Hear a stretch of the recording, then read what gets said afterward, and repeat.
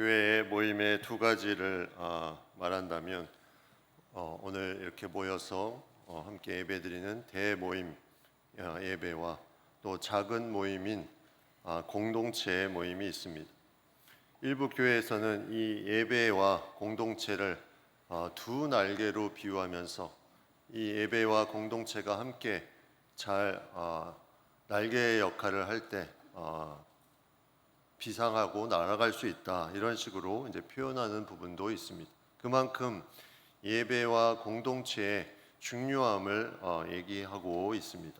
같이 움직여야 한다는 부분을 나타내고 있습니다. 예배는 내가 하나님 앞에 잘 드려지는 부분을 강조한다면, 공동체는 서로 간의 나눔을 통해, 소통을 통해 예배자로 더 온전히 설 수 있도록 함께하는 그런 부분으로 나아가게 됩니다. 서로 간의 나눔을 통해서 성장하는 것, 이것은 공동체에서 할 수 있는 유일한 특권과 같은 그런 부분입니다. 예배가 하나님 앞에 드려지고 나아갈 때 내 자신의 어떤 부분에 있어서 하나님을 닮아가며 성장하는 부분과, 또 공동체를 통해서 그 안에 서로 나눔을 통해서 내가 예배 시간에 미처 알지 못했던 그런 하나님의 은혜를 경험하는 그런 부분들이 함께 간다면 우리의 신앙은 성숙할 수 있는 그런 많은 부분들이 더 크고 넘치게 나타나게 될 것입니다. 그런 의미에서 공동체는 상당히 중요합니다. 공동체에 많은 이제 사람들이 속해 있고, 또 그 가운데 서로 간의 생각이 달라서 어려움이 있을지라도 그 공동체를 통해서 우리는 제대로 신앙생활을 할 수 있는 부분들이, 그 모든 그 특권들이 그곳에서 많이 주어지게 됩니다.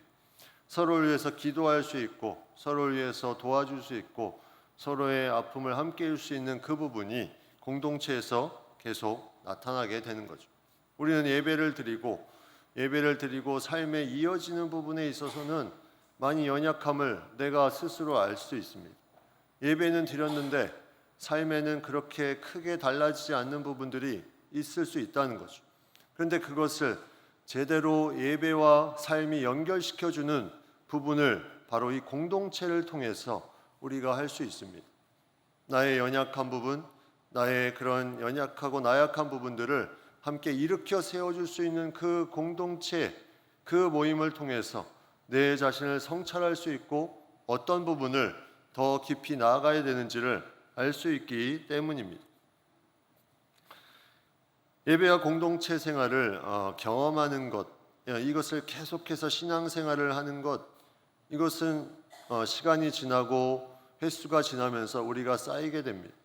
이 쌓여지는 것을 통해서 내가 어느 순간에, 어느 공간에, 어느 시간에 있더라도 내가 예배자로서, 또 공동체 안에 그런 나눔을 통해서 계속해서 연결되어질 수 있다면 우리의 신앙은 어떠한 어려움이 올지라도 이것을 이겨낼 수 있는 충분한 하나님의 놀라운 보호하심과 인도하심이 함께함을 내가 고백할 수 있습니다.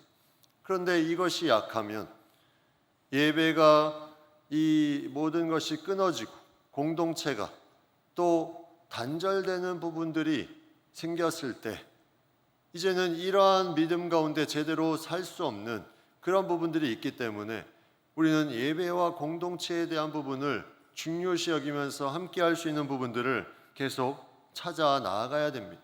이것이 우리의 생활에, 믿음 생활의 중요한 두 가지 요소라는 거죠.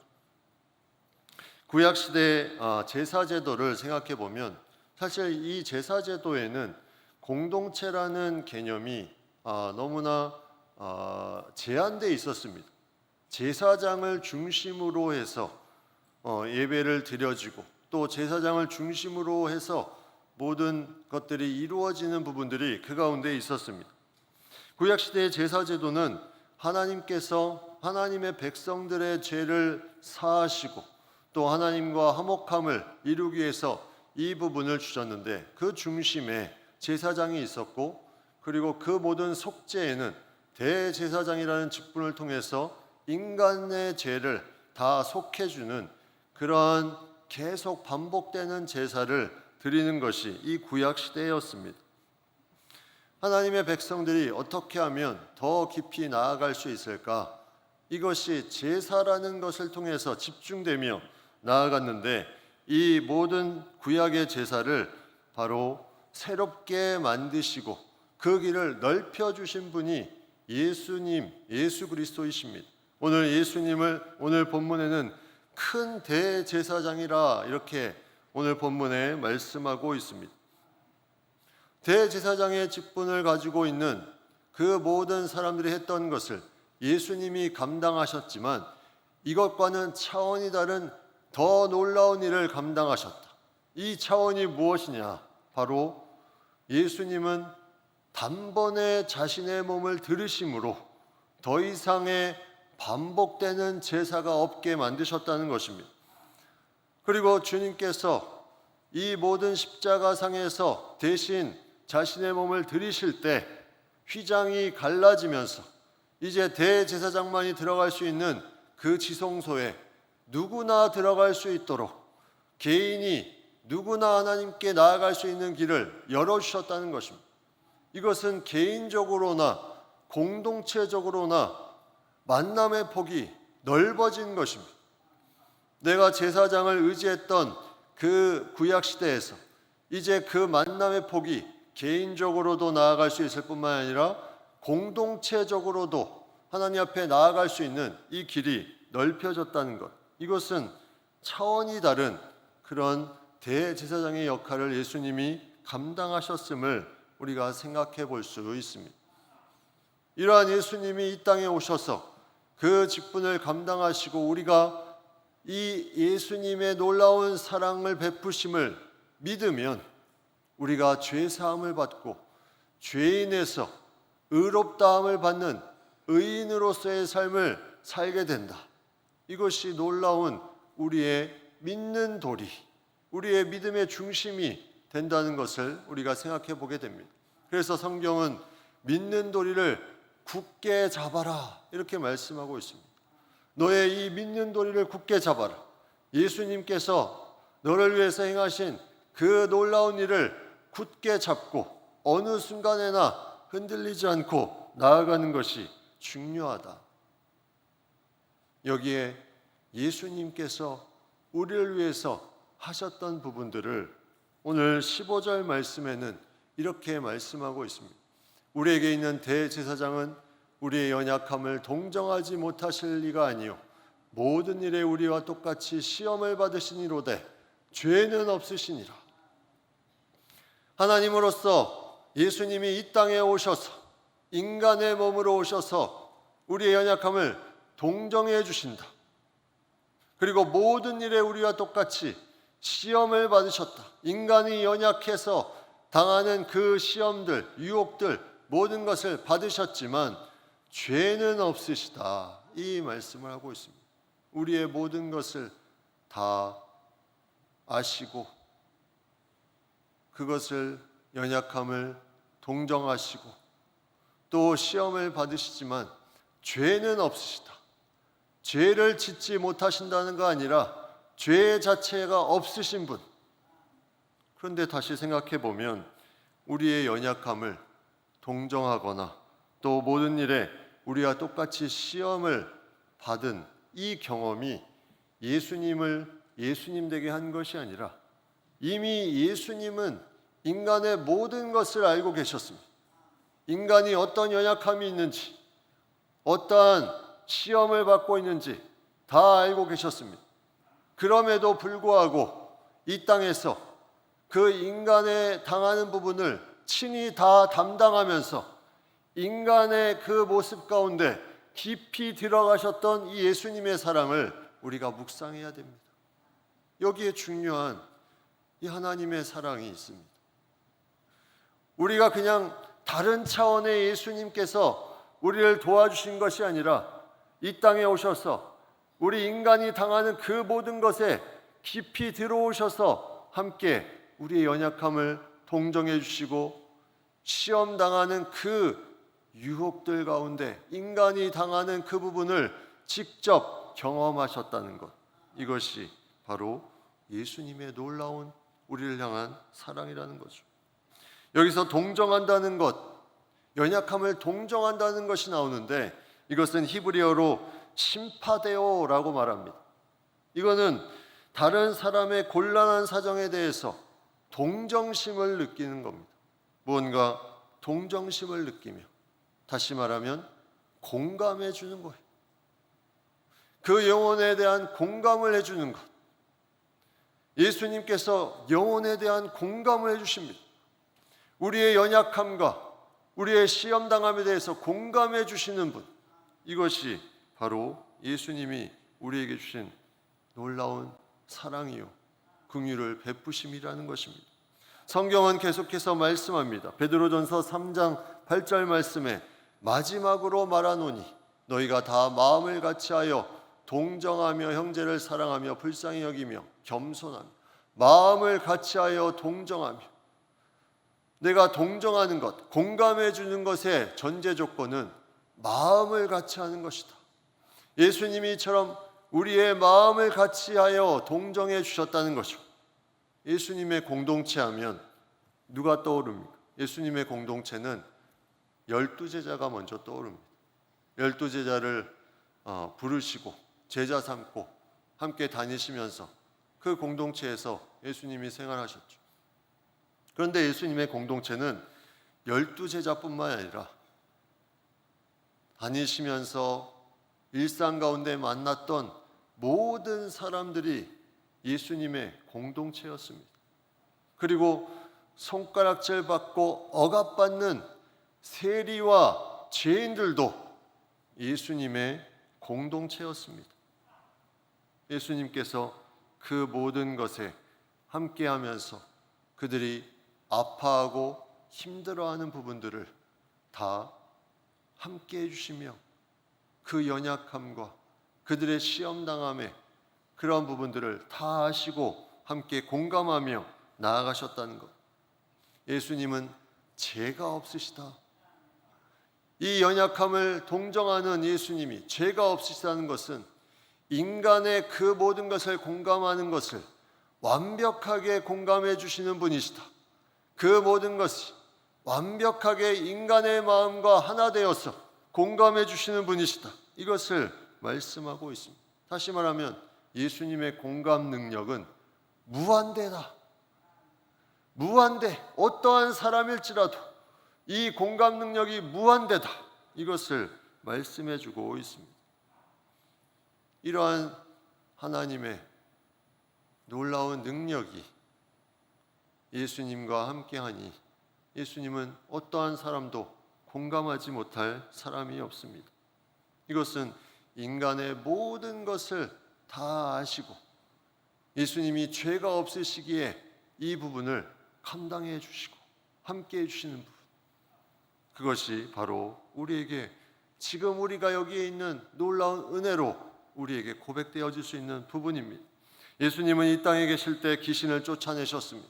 많은 병자를 고치셨습니다. 그리고 예수님께서 힘들고 어려운 영혼들을 일으키셨습니다.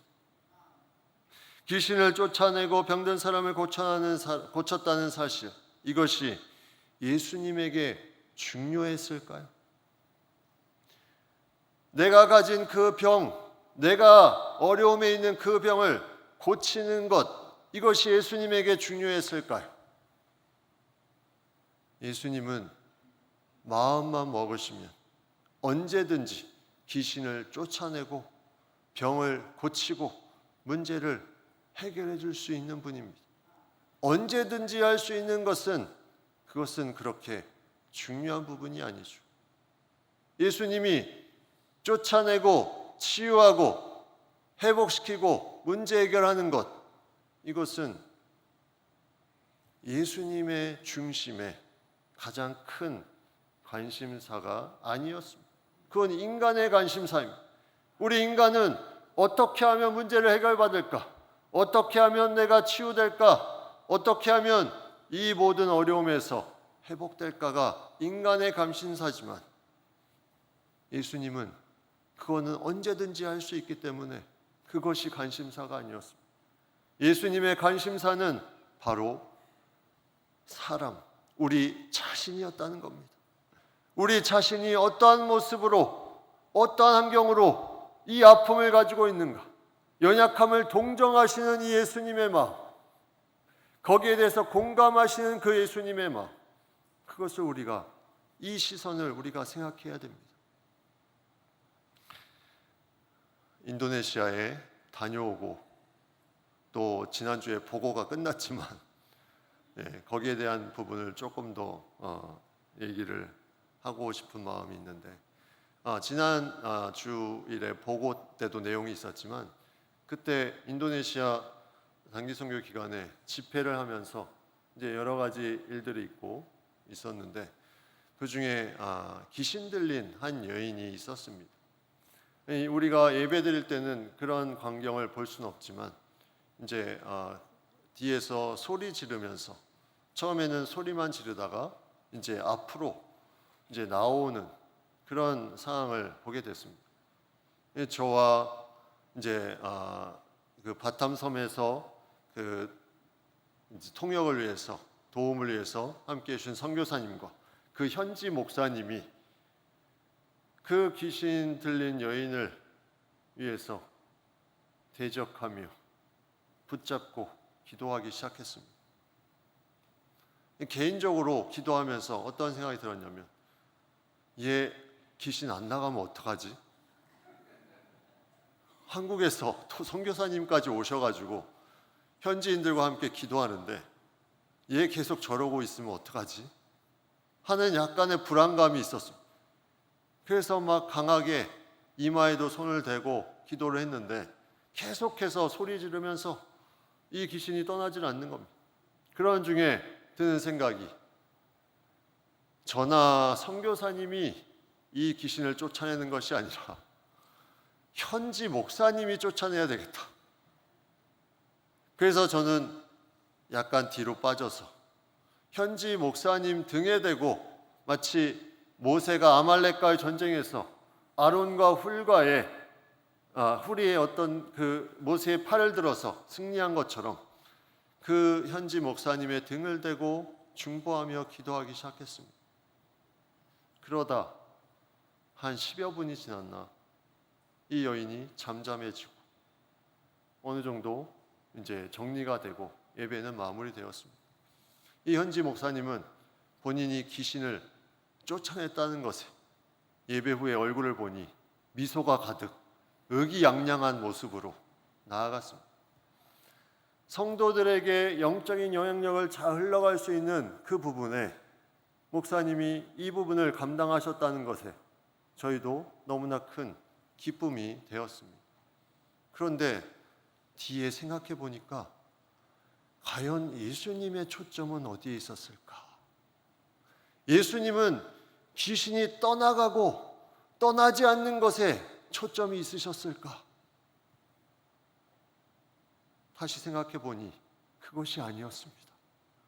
예수님의 초점은 그 귀신 들린 그 사람이 왜 귀신에 들렸을까? 거기에 초점이 있지 않았을까? 우리는 성경에 읽을 때 12년 된 혈루병 여인, 38년 된 베데스다 그 병자, 그들이 치유되는 그 능력에 초점을 맞추고 있지만, 예수님은 그 영혼에게 초점을 맞추면서 나아가고 계신다는 것. 이것이 연약함을 동정하지 못하실 리가 아니, 모든 연약함을 동정하시는 예수님이시기 때문에 우리가 여기에 하나님이 주시는 귀한 놀라운 사랑이 우리에게 다가오는 것입니다. 예수님이 우리에게도 그렇게 하셨다는 거죠. 우리에게 능력을 베풀어 주셔서 너의 문제를 해결하고 네가 다 낫고 그것이 끝이 아니라 나의 그 연약함을 공감해 주시고 함께 해 주심에 지금 이 자리에 있는 그 놀라운 사실, 이것이 우리가 은혜로 고백할 수 있다는 것입니다. 우리는 너무 능력만 바라봅니다. 되어지는 것에 초점을 맞춥니다. 해결되는 것에 초점을 맞추지만 예수님의 그 삶은 연약함을 동정하시고 공감하심에 거기에 초점이 있었습니다. 예수님의 사랑, 예수님의 긍휼, 예수님이 베푸시는 모든 것은 인간과 함께 하시며 그를 새롭게 하시는 것에 초점이 있었지, 그러한 능력을 베푸시고 결과에 해결되는 것에 초점이 있지 않았다는 것입니다. 복음서에 보면 많은 사람들이 기적을 경험합니다. 능력을 경험합니다. 그런데 그들이 다 새로워졌습니까? 그 중에는 십자가에 달리실 때 십자가에 못 박으라고 외쳤던 사람도 있었을 것입니다. 그렇다면 진정한 변화를 이룬 사람들은 누구일까? 예수님의 그 공감하심 속에 들어온 영혼들, 예수님이 그 연약함을 동정하심 속에 들어온 영혼들, 그 결과가 아니라 그 속에 있었던 그 영혼들이 바로 변화되지 않았을까 생각을 해봅니다. 우리가 공동체로 공감할 수 있는 환경이 거기에 있습니다. 서로 간에 계속해서 이러한 환경들이 주어집니다. 내가 공감할 수 없으면 이 공동체에서 누군가 그 은혜의 통로가 될 수 없다는 것을 우리가 생각해 봐야 됩니다. 반면에 내가 공감할 수 있다면 나를 통해서 한 영혼이 새로워질 수 있다는 것을 우리는 생각해 봐야 됩니다. 힘든 지체가 그 힘든 것을 해결해 나아가는 것에 우리의 관심이 있는 것이 아니라 그 힘든 지체가 왜 여기까지 와서 힘들어 했을까? 왜 그 힘든 상황에 계속 있었을까? 여기에 관심이 있다면 우리는 예수님이 이 땅에서 행하신 이 공감의 동정하심의 능력이 공동체 속에서 계속해서 일어나게 되는 거죠. 그래서 예수님은 세리와 죄인의 친구로 지내셨습니다. 마태복음 11장 19절 말씀에 인자는 와서 먹고 마시며 말하기를 보라 먹기를 탐하고 포도주를 즐기는 사람이요 세리와 죄인의 친구로다 하니 지혜는 그 행한 일로 인하여 옳다함을 얻느니라. 세리와 죄인의 친구가 되셨습니다. 다른 사람들은 멀리했지만 예수님은 그렇게 하셨다는 것은 그 연약한 사람들을 동정하시는 그 공감, 그것이 예수님께 있었다는 거죠. 지혜는 그 행한 일로 인하여 옳다함을 얻느니라. 지혜가 뭡니까? 바로 예수님입니다. 예수님이 행하신 그 세리와 죄인들과 함께 했던 그것이 옳다함을 얻느니라. 예수님의 동정하심, 예수님의 공감하심이 결국은 옳다, 이것이 나타나게 될 것을 말씀하고 있습니다. 우리는 어디에 집중하고 있습니까? 능력에 집중하고 있습니까? 아니면 그 영혼에 공감하는 것에 집중하고 있습니까? 이것은 고민입니다. 저도 목회자로 목회를 하면서 이 부분은 고민이 됩니다. 능력에 집중하면 공감하는 것이 소홀해질 수 있고, 공감에 집중하면 무언가 치고 나아가는 것에 소홀해질 수 있기 때문입니다. 그렇다고 이걸 하고 있으니 저게 안 된다, 변명할 수 없습니다. 여기에 중요한 하나님의 말씀 가운데 주시는 답이 있습니다. 오늘 이 히브리서 말씀에 주는 것처럼 바로 여기에 하나님이 주시는 놀라운 답은 예수님이 어떻게 하셨나? 예수님이 능력만 베푸시고 계속해서 이동하셨나? 성경은 그렇게 나와 있지 않습니다. 예수님은 모든 사람들을 다 맞아주시고 공동체로 생각하고 그들에게 필요한 부분들을 공급해 주셨다는 것입니다. 요한복음 11장 33절 말씀에 보면 예수께서 그가 우는 것과 또 함께 온 유대인들이 우는 것을 보시고 심령에 비통히 여기시고 불쌍히 여기셨다. 그 오라버니 나사로가 죽고 나서 그 모든 사람들이 우는 것을 보고 먼저 그 마음을 같이 해주셨습니다. 그리고 나서 나사로를 죽음 가운데 살리셨습니다. 마가복음 2장 13절 14절 예수께서 다시 바닷가에 나가심에 큰 무리가 나왔거늘 예수께서 그들을 가르치시니라. 또 지나가시다가 알페오의 아들 레이가 세간에 앉아있는 것을 보시고 그에게 이르시되 나를 따르라 하시니 일어나 따르니라. 큰 무리가 나왔습니다. 그리고 또 지나가시다가 알페오의 아들 레이, 마태복음을 쓴 이 마태가 세간에 앉아있는 것을 보시고 그에게 다가가셨습니다. 자발적으로 다가오는 큰 무리, 그리고 손가락질 받는 이 세리 마태, 예수님은 다 동일하게 공동체로 그들을 연약함을 동정하시고 공감하셨습니다. 어떠한 역사가 나타났습니까? 이 비자발적인 레위 마태가 변화되기 시작합니다. 예수님을 따르며 그가 복음서를 쓰게 됩니다.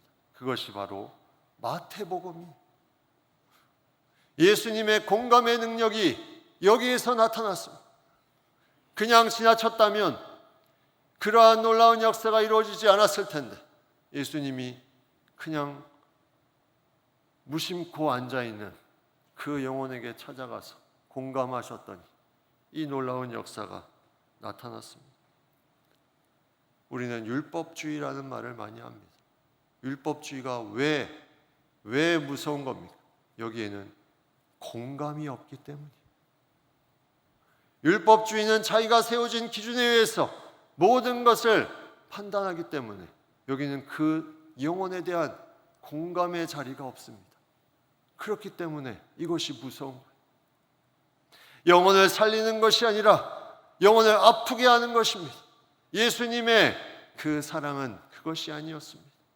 예수님은 찾아가시고 공감하시고 연약함을 동정해 주셨습니다. 여기에 영혼들이 일어나며 살아납니다. 우리가 공동체의 모습, 이 모습이 우리 안에 있어야 될 것입니다.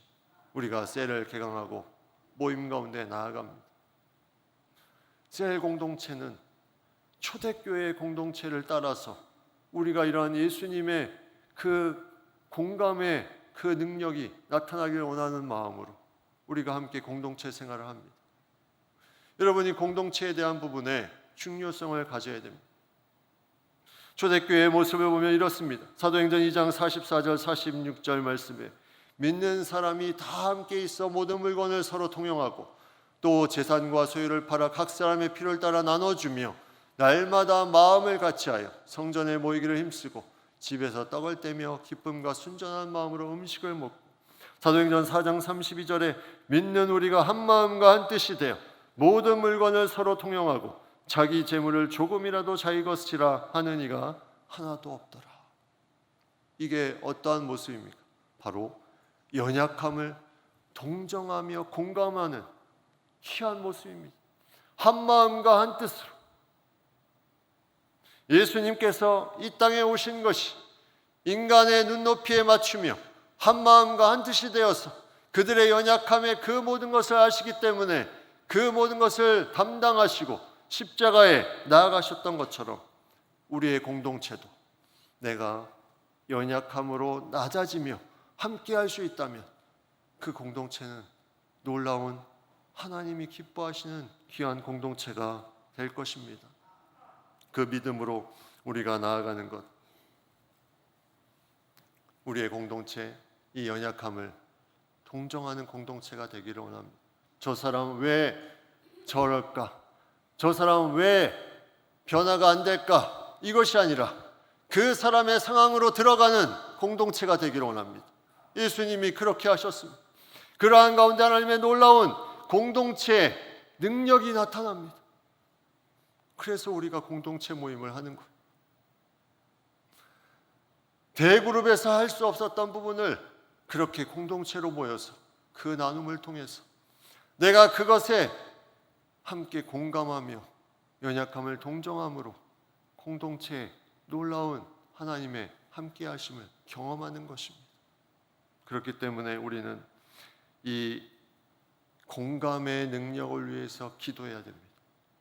내가 저 영혼의 연약함을 동정하며 공감할 수 있는 이 능력, 이것을 위해서 기도하며 나아갑니다. 여기에 예수님의 이 땅에 살면서 연약함을 동정하셨던 그 능력이 흘러가게 되는 놀라운 역사가 공동체에 나타나게 될 것입니다.